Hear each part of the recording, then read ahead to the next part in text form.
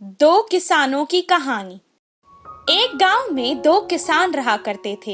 एक का नाम राम था और दूसरे का नाम सोमू था। राम के पास जितनी जमीन थी उसमें वो खेती करता था और उससे जो भी आमदनी आती थी उससे वो अपने परिवार के साथ साथ सारे गांव की भी मदद करता था। उसके पड़ोस में ही सोमू का घर था। वो बहुत स्वार्थी था, किसी की भी खुशी उसे बर्दाश्त नहीं होती थी। उन दोनों के खेत भी पास ही थे। जो फसल राम उगाता था वही फसल सोमू भी उगाता था। अगर राम ने ज्वार की फसल तैयार की तो सोमू भी वही फसल उगाता था और अगर उसने भुट्टे की तैयार की तो सोमू भी वही करता। पर हमेशा राम की फसल ही अच्छी होती और उसके बहुत सारे बोरी भर के अनाज तैयार होता और सोमू की बोरियां राम से आधी भी नहीं होती। ये देखकर एक दिन राम ने सोमू से कहा, सोमू, तुम एक बार अपने खेत की जांच करवा लो। तुम भी मेरे जितनी ही मेहनत करते हो और मेरी तरह ही फसल उगाते हो, फिर भी तुम्हारी आमदनी इतनी कम क्यों है? शायद तुम्हारे खेत की जमीन किसी और फसल के लिए बनी है। राम की इतनी सहायतामंद बातें सुनकर सोमू को गुस्सा आ गया और वो कहने लगा, हाँ, मुझे सब पता है। मुझे सिखाने से अच्छा है तुम चुपचाप अपना काम करो। लेकिन राम से कम फसल पाकर हमेशा उसे बुरा भी लगता था। उस साल बारिश बहुत अच्छी होने के कारण राम का सारा परिवार उसके साथ खेत में उसकी मदद करने लगा। ये देखकर सोमू ने कहा, ये राम तो हर चीज में तरक्की ही कर रहा है, इसका कुछ तो करना ही होगा। अगले दिन रात को वो राम के खेत आया और छुप के उसके खेत में आग लगाकर भाग निकला।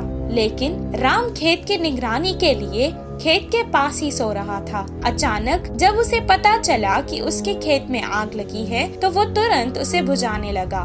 ज्यादा देर नहीं होने के कारण सिर्फ थोड़ी ही फसल नष्ट हुई थी। ये काम किसने किया था उसे पता चल गया था, लेकिन झगड़ा करने से क्या मिलेगा सोचकर वो चुप हो गया। अगले दिन जब राम सो रहा था तो उसे रोने की आवाज सुनाई दी। वो तुरंत बाहर आकर देखने लगा।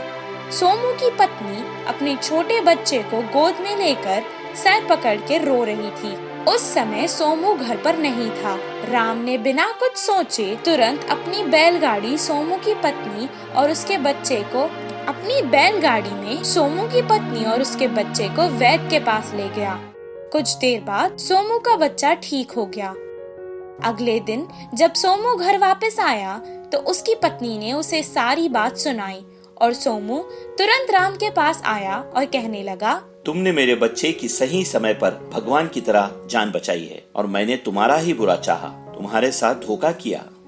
उस दिन से वो भी बदल गया और सबके साथ अच्छे से रहने लगा। इस कहानी से हमें ये शिक्षा मिलती है कि हमें हमेशा हर किसी का अच्छा ही सोचना चाहिए। जादुई पेड़ की कहानी। एक गांव में राम और सोम नामक दो भाई रहते थे।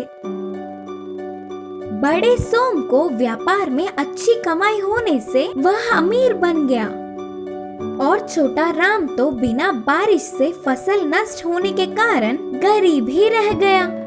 सोम इतना कमाने पर भी राम के किसी भी मुश्किल में सहारा नहीं दिया। एक दिन राम काम ढूंढने के लिए शहर जाने का निर्णय लिया और रास्ते में खाने के लिए कुछ बना कर देने को अपनी पत्नी से कहा। तब उसकी पत्नी ने घी से बनाई हुई लड्डुओं को एक पोटली में बांधकर राम को दिया। वह लेकर चलता हुआ राम जंगल के रास्ते चल पड़ा। शहर में शाम तक घूमा पर कहीं काम न मिलने पर निराश होकर पीछे मुड़ गया। घूम घूम के सफर करने पर वह बहुत ही थक गया और विश्राम करने के लिए जगह ढूंढने पर उसे नदी के पास एक पेड़ दिखा। उधर जाकर उस पेड़ पे अपनी लड्डुओं की पोटली लटकाकर पूरी रात उधर ही सो गया। सुबह उठने तक पूरा पेट भरा हुआ और बड़ा सा बन गया था। उसकी लड्डुओं की पोटली भी बहुत ऊंचाई पे दिखी। राम चौंक गया और उधर से गुजरने वाले एक स्वामी जी को पूछने पर कहा, यह एक अजीब सा जादुई पेड़ है। यह पेड़ पूरा दिन बड़ा रहता है और शाम को झुककर छोटा बन जाता है। वह सुनते ही राम ने शाम तक फिर से वही रहने का निर्णय लिया और नदी में थोड़ा पानी पीकर फिर से सो गया। उसी समय में जंगल में घूम रहे अच्छे वाले भूत को लड्डुओं की खुशबू आई। वह पोटली खोलकर उन लड्डुओं को खुशी से खा गया और उधर ही सोया हुआ राम के गरीब स्थिति को देख पोटली में एक डब्बा रखकर चला गया। राम के उठने तक शाम हो गई। फिर से पेट झुककर छोटा बन गया। लड्डू खाने अपनी पोटली को लिया और खोला तो पोटली में एक छोटा सा डब्बा दिखा और उसमें सोने के सिक्के मिले। आहा, इतने सोने के सिक्के, अब मेरी सारी मुश्किल हल हो जाएंगे। ये सब उस जादुई पेड़ की महिमा है। सोचकर बहुत ही खुशी में घर आया और अपनी पत्नी को सोने के सिक्कों की डिब्बा देकर पूरी बात बताया। छोटे भाई के भाग्य जानकर बड़ा भाई को जलन हुई।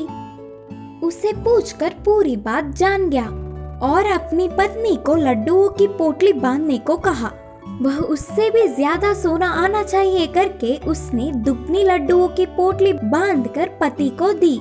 वह लेकर सोम छोटे की कही हुई नदी पर पहुंच गया। वह उस अजीब सी जादुई वाली पेड़ को पोटली लटकाकर सो गया। फिर से अच्छा भूत उधर आया। फिर उसे लड्डुओं की खुशबू आई। उधर आकर देखा और कहा, इसे गरीब स्थिति में देख भाग्य का डब्बा दिया तो वही काफी समझने के बजाय लालच में फिर से आया।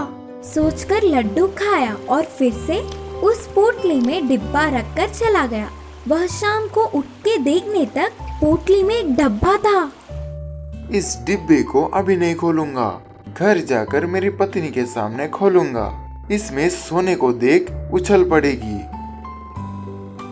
सोचकर जल्दी घर जाकर पत्नी को डब्बा दिखाया और उसके सामने ही डिब्बा खोला। और क्या था, उसमें से दो भूत रस्सी पकड़ के आकर दोनों पति पत्नियों को 20-20 लगाकर पटक पटक के मारकर फिर से डिब्बे में चले गए। उस डिब्बे को ले जाकर नदी में फेंक दिया। इससे उस गांव में सोम की थोड़ी सी बची हुई इज्जत भी चली गई। इस कहानी की शिक्षा है कि इंसान को आस होना गलत नहीं, पर लालच नहीं होना चाहिए। छोटे की होशियारी। भीमपुर नामक गांव में चंदू नाम का लड़का रहता था। वह उम्र में छोटे होने के बावजूद पढ़ाई, खेल कूद सब में पहले रहता था। किसी भी काम को आसानी से कर लेता था, फिर भी अपने आप की बड़ाई कभी नहीं करता था। उसी गांव में बलिरा बंडारेड्डी नामक दूसरा युवक भी रहता था। वह अपने बहुत ही भारी और बड़ी आकार के शरीर से गांव के लोगों को डराता था। ओए, इस भीमपुर में मुझसे ज्यादा हिम्मत वाला और बलवान कोई नहीं। मेरे मुकाबले में कोई नहीं, आया भी तो समझो गया। बोलते हुए चट्टान के पास बैठ अपने आप की हमेशा बड़ाई करता था। भंडारेड्डी के हट्टे कट्टे शरीर को देख सब उसके बातों को सच मान लेते थे, लेकिन सच में तो वह बहुत ही डरपोक था। ऊपर तो ऐसे हिम्मत वाले और भलवानों की तरह बोलते हुए नाटक करता। ऐसे कुछ दिन बीत गए। एक त्योहार के दिन उस गांव के सारे बड़ों ने अपने गांव में बहुत ही हिम्मत वाला और होशियार कौन है जानने की इच्छा से मुकाबला करने का निर्णय किया। तब गांव में सबसे बड़े आदमी ने कहा, मुकाबले के अनुसार उस गांव को छूते हुए एक घने जंगल से आधी रात को चलना शुरू करना है और सुबह तक जंगल के उस पार के गांव में पहुंचना है। प्राणों को बचाकर बाहर निकलने वालों को मुकाबला जीतने पर 1 लाख का इनाम है। मुकाबले के नियमों के अनुसार इस जंगल में भाग लेने वालों को सिर्फ जंगल से ही जाना होगा। उनकी रक्षा में एक तलवार और एक भाला देके भेजेंगे। भाग लेने वालों को किसी भी प्रकार की जंगली जानवर या जहरीली जानवरों के मारने पर गांव के बड़ों या लोगों का इसके जिम्मेदार कोई भी नहीं होंगे। इस मुकाबले में भाग लेने वाले कोई भी तैयार है क्या? करके गांव के बड़े के पूछने पर प्राण खोने के डर से कोई आगे नहीं आया। इतने में बंडा रेड्डी के अकेले ही आगे आने पर सब साइलेंट हो गए। मुकाबले के लिए और कोई तैयार है क्या? करके फिर से बड़ों के पूछने पर छोटू चंदू भी भाग लेने के लिए आगे आने पर सब चौंक गए। ये काम उतना आसान नहीं करके बड़ों के समझाने पर भी मैं भी कोशिश करना चाहता हूँ, बोलकर चंदू आत्मविश्वास के साथ बोलने पर सब मान गए। आधी रात को 12 बजे को मुकाबला शुरू हुआ। बंडा रेड्डी और चंदू को जंगल में एक दूसरे से दूर अलग अलग प्रांतों से मुकाबले के लिए तैयार किया। दोनों ने एक ही समय में चलना प्रारंभ किया। बंडा रेड्डी ने कुछ दूर तक तड़पते हुए डर डर के कदम में कदम रखते हुए चलना शुरू किया और चंदू हिम्मत से बिना डरे डट के कदम से कदम मिलाकर तेजी से चलता गया। दोनों जंगल में कुछ दूर चलते ही इतने में भाग की आवाज, शेर की गरज सुनने पर बंडा रेड्डी डर के कांपने लगा। पास के एक बड़े पेड़ पर चढ़ के बैठ गया। चंदू भी पहले थोड़ा डर गया, फिर भी हिम्मत जुटाकर अपने पास के तलवार से भाले पर जोर जोर से आवाज करके मारता हुआ होशियारी से आगे बढ़ने लगा। वह आवाज सुनकर जंगली जानवर, जहरीले जानवर सारे उनसे बड़ी कोई जानवर उधर आ रही है सोचकर उधर से दूर भाग गए। आखिर में चंदू सुबह होने से पहले ही जंगल के उस पार के गांव में पहुंच गया। मुकाबले के साथ साथ 1 लाख का इनाम भी जीत गया। फिर बंडा रेड्डी का पता नहीं क्या हुआ होगा करके गांव वाले सारे जंगल में जाकर ढूंढने पर एक पेड़ पर बैठ के कांपता हुआ चिल्लाता हुआ दिखा। उसे देख सारे गांव वाले हंसने लगे। इस कहानी की सीख है कि बल से ज्यादा हिम्मत और होशियारी से कुछ भी जीत सकते हैं।